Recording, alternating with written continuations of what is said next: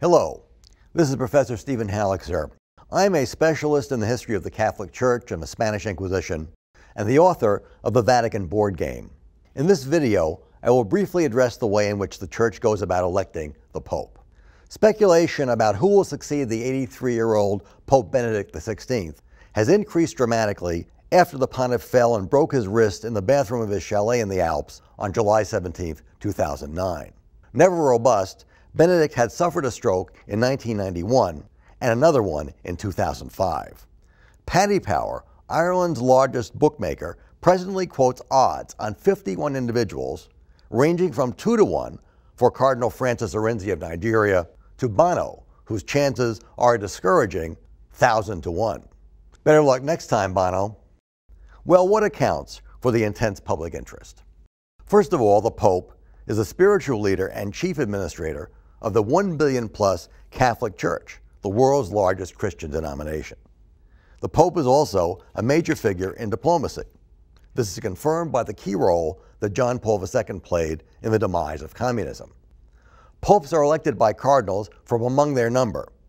They are not required to be cardinals, but the last non-cardinal to be elected Pope was in 1378, and voting has been restricted to cardinals since 1179.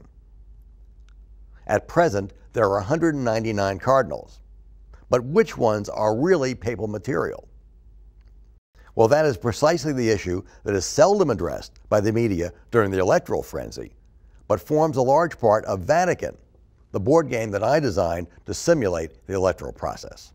In order to be a viable candidate, or papabile, as they say, a cardinal has to have had a distinguished career that includes filling a series of important church offices.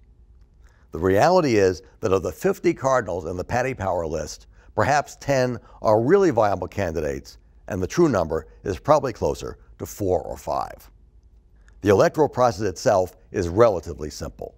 After the Pope dies, the conclave to elect its successor must begin within 15 to 20 days. This ignoregnum is crucial since negotiations among the cardinals really determine the outcome. Cardinals meet in their rooms or some of Rome's most exclusive restaurants to discuss the viability of one or another of the leading candidates. This is also a time when cardinals and outside organizations can put forth their own ideas about what the next pope should be like. The interregnum forms the second part of the Vatican game. Finally, the conclave itself is held.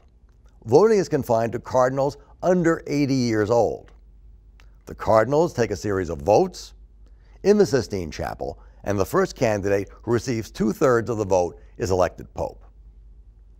In modern times, this is usually a brief process. No conclave in the last 200 years has taken more than 5 days.